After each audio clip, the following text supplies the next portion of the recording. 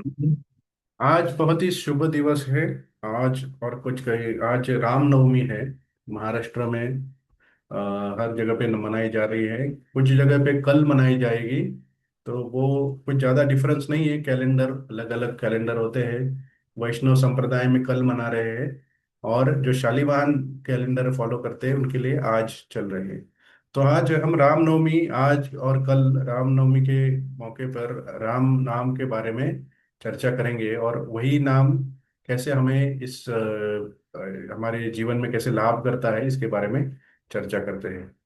तो ये देखते हैं ये इसकी शक्ति क्या है। कि जब भी पद्म पुराण में एक कथा आती है जहाँ पे भगवान शिव और पार्वती अपने एक चर्चा करते रहते हैं कि आध्यात्मिक जीवन के बारे में चर्चा चर्चा करते रहते हैं। आपको पता ही है कि पार्वती माता ये पूरी प्रकृति के माता है, पूरी प्रकृति की माता है। और वो फिर भी, और उनको सब पता होता है, फिर भी वो एक प्रश्न पूछती रहती है, क्योंकि वो उनको उत्कंठा होती है जानने के लिए, उनको उत्सुकता होती है हमेशा कि इस जगत में क्या हो रहा है। और उसको ध्यान में रखते हुए भगवान शिव उनको विष्णु सहस्त्र नाम में जो एक श्लोक बताया गया है उसके बारे में ये बताते हैं। ये श्लोक ऐसे है, श्री राम राम रामेति रमे रामे मनोरमे सहस्त्र नाम तत्तुल्यम राम नाम वरानने। तो यहाँ पे बताया गया कि एक नाम, राम का एक नाम जो होता है वो पूरा पूरे विष्णु सहस्त्र नाम के समान होता है। तो ये राम नाम का महत्व बताया गया है। और मनोरमे, मनोरमे मतलब कि ये अपने मन और हृदय को बहुत ही आनंद देने वाला होता है, ये राम नाम जो होता है। तो इस ये जो जगत है हमारा, ये भौतिक जगत, इसमें बहुत सारी कठिनाइयाँ होती है। बट परंतु ये यहाँ पे भगवान शिव ने हमें बहुत ही सिंपल तरीका बताया है राम नाम के, और उसके जप से क्या फायदा हो सकता है ये यहाँ पे बताया गया है। तो अगर नाम में इतनी शक्ति है तो हम अपने जीवन में उसको कैसे लेके आ सकते हैं।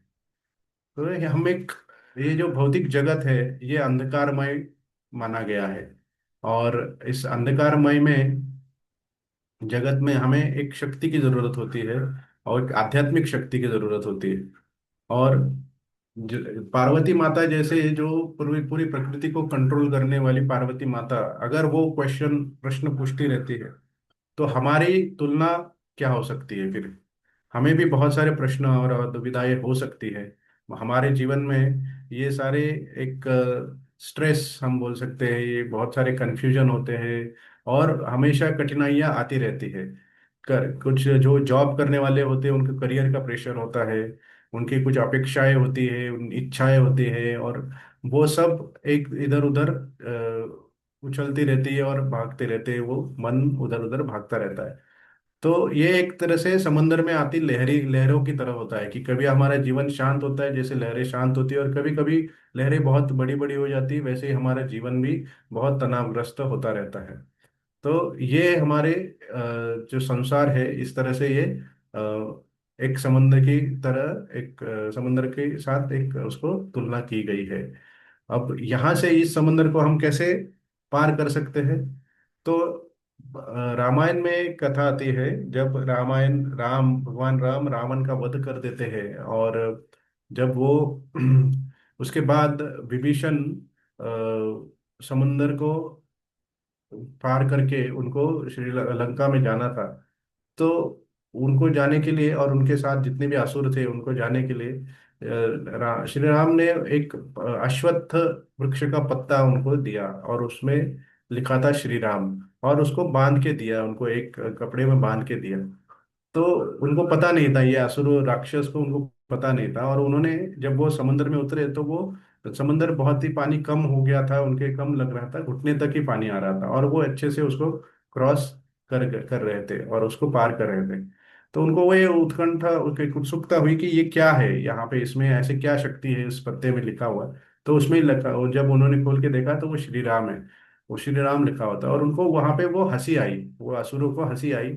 और वो असुर, जब उनके मन में शंका आ गई, तो उसके बाद वो जो नाम की शक्ति है वो भी निकल गई और वो समंदर में डूबने लग गए।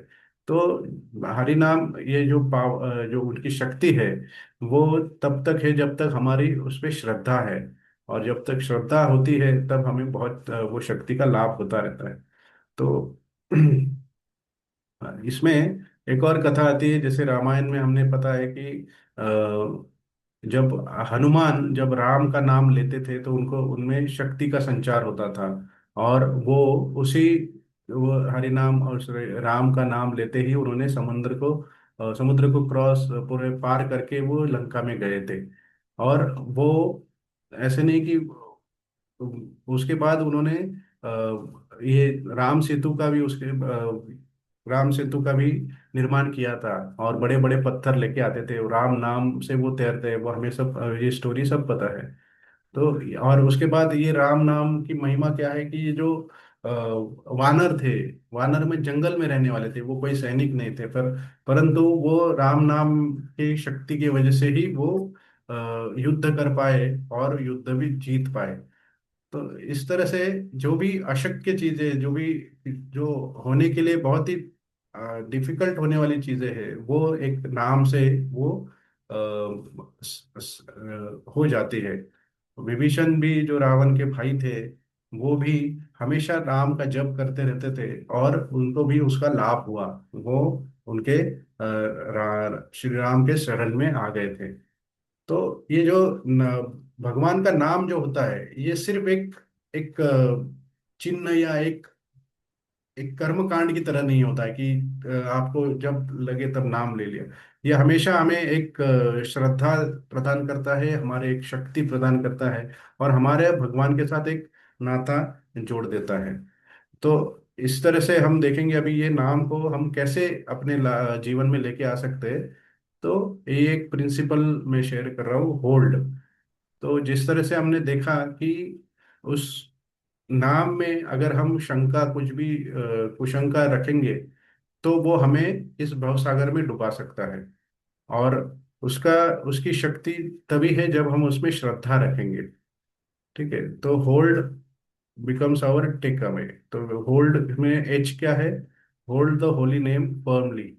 तो जैसे हम उस नाम जो हम डेली जो नाम हरि नाम ले रहे हैं हरे कृष्ण महामंत्र के साथ, तो उसको हम पकड़ के रहना रखना है, उसको कभी छोड़ना नहीं है। For overcome the ocean of suffering, suffering मतलब जो जितना भी हमें ये जो समंदर है, भवसागर है उसको बोलते हैं, भवसागर में जितने भी कठिनाइयां हैं, वो हमें उसको पार लेके जाएगा। और लेट गो डाउट, जो कोई भी किसी भी तरह का शंका है, और ये नहीं रखनी है कि इसको इमेजिनेशन या काल्पनिक नहीं समझना है ये।